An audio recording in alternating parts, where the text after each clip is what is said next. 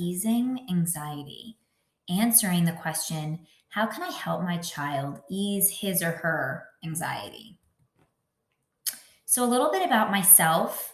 I am the wellness coordinator at Annapolis High School, and I provide continued support in the realm of wellness within various departments, programming, and schools district wide. So, I'm really thrilled to be able to share this video with you. I know personally that anxiety can be so troublesome, and I wanted to share with all of you some tangible tools to use to help ease your own and ways to help ease your child's. So, an overview of anxiety and anxiety disorders from the National Institute of Mental Health. Occasional anxiety is an expected part of life, as they say right here. And we know that it's a normal emotion to have from a day to day. And there may be certain things that pop up in your day that might make you feel more anxious than others. And that triggers that worry or fear sensation that you get and you feel physically, emotionally, mentally. I love how the National Institute provides examples such as a problem at work or before taking a test or making an important decision. It's when the anxiety becomes so overwhelming that it transfers into anxiety disorder. And that involves more than just temporary worry or fear from the day to day. It tends to get worse over time and it can even be crippling. So, what we want to establish with our children is the knowledge that anxiety from a day to day is okay. It's just what do we do when it becomes so much that we kind of, in a way, lose control with that. Happify.com is an awesome resource. They also provide great challenges from time to time on how to maximize your own happiness. Definitely would suggest checking them out. But here we have something from them about typically what Americans worry about. So these four main areas: health, work, money, and our current political climate.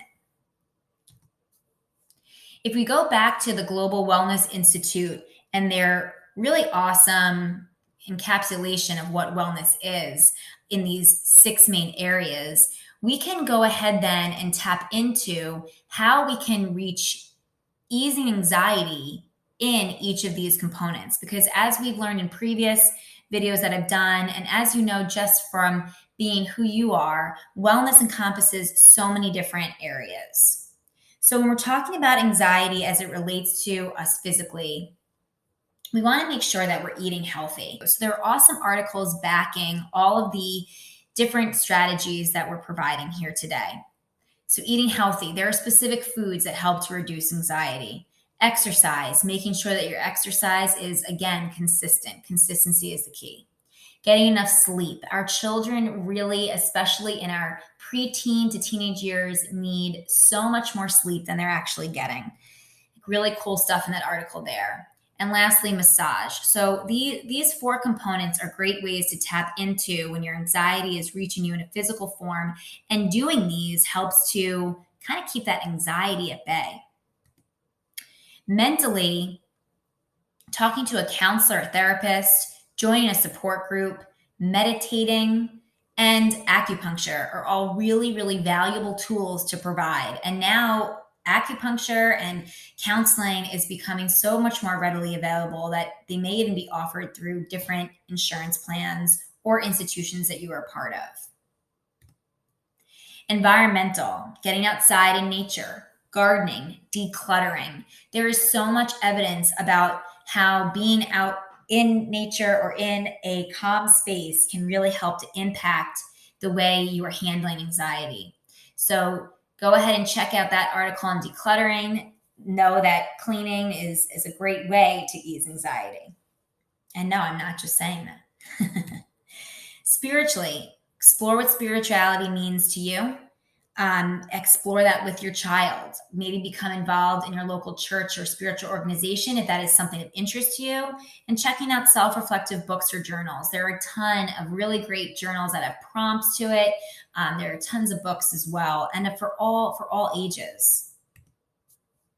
Socially, joining a group, organization, or team, volunteering, Deplugging. If you haven't seen The Social Dilemma on Netflix, I highly recommend it. If you have middle school and high school age children, I would even advise you to watch it with them because it really has a lot of information about how deplugging also helps to ease that anxiety and really what these social networks are doing behind the scenes. Doing a random act of kindness is also a great way to ease anxiety from a social standpoint.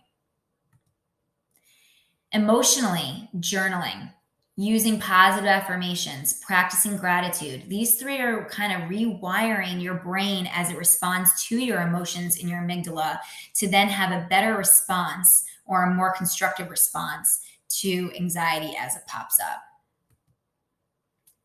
Here are some additional supports or resources. If you at any time ever feel you need specific support with anxiety and how it relates to your child, reach out to his or her school counselor. And of course, we have these other avenues for you to explore as well. But all in all, anxiety can be prevented with keeping a balance in your overall wellness practices and habits. And anxiety can be also healed from those modalities as well. And sharing these with your children, doing these as family activities together, or just encouraging your child to try different avenues to ease his or her own anxiety will really help a ton.